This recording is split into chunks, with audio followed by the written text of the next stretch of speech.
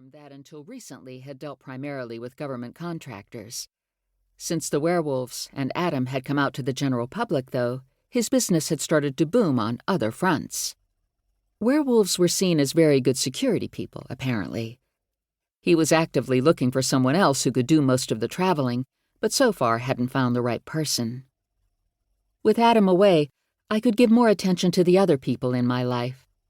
I decided Stefan had had time enough to lick his wounds, but from the looks of things, I was a few months late. I knocked on the door, and when that got no response, gave it the old shave-and-a-haircut knock. I'd resorted to pounding when the deadbolt finally clicked over and the door opened. It took me a while to recognize Rachel.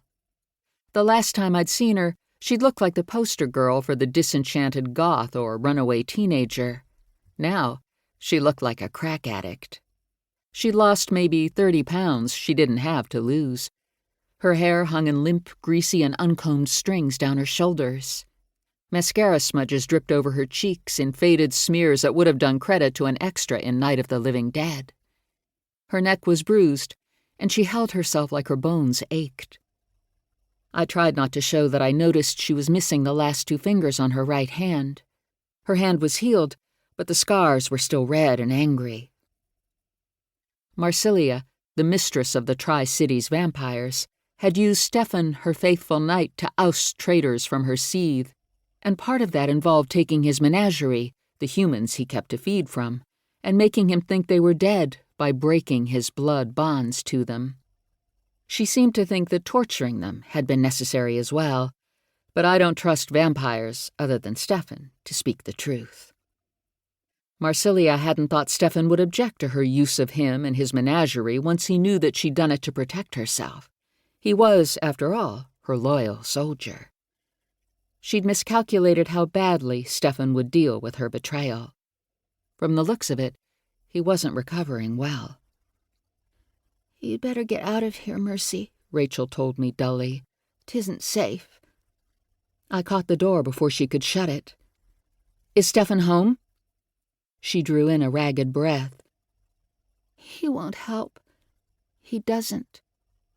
At least it didn't sound like Stefan was the danger she had been warning me about. She'd turned her head when I stopped her from shutting the door, and I saw that someone had been chewing on her neck. Human teeth, I thought, not fangs, but the scabs climbed the side of the tendon between her collarbone and her jaw in brutal relief.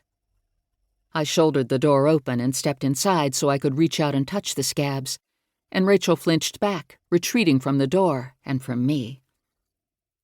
"Who did this?" I asked. Impossible to believe Stefan would let anyone else hurt her again. "One of Marsilia's vampires?"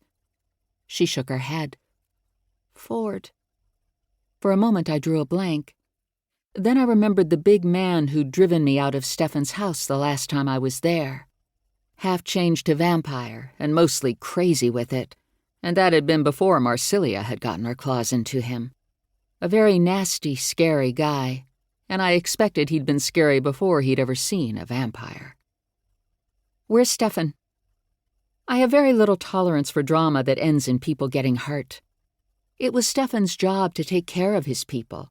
Never mind that for most vampires their menageries existed as convenient snacks, and all the people in them died slow, nasty deaths over a period that might last as long as 6 months.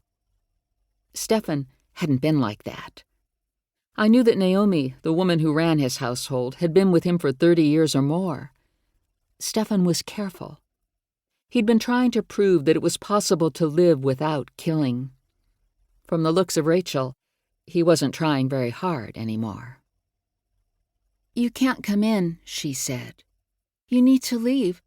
We're not to disturb him. And Ford—" The floor of the entryway was filthy, and my nose detected sweaty bodies, mold, and the sour scent of old fear. The whole house smelled like a garbage heap to my coyote-sensitive nose. It would probably have smelled like a garbage heap to a normal human, too. "I'm going to disturb him, all right," I told her grimly. Someone obviously needed to. "Where is he?"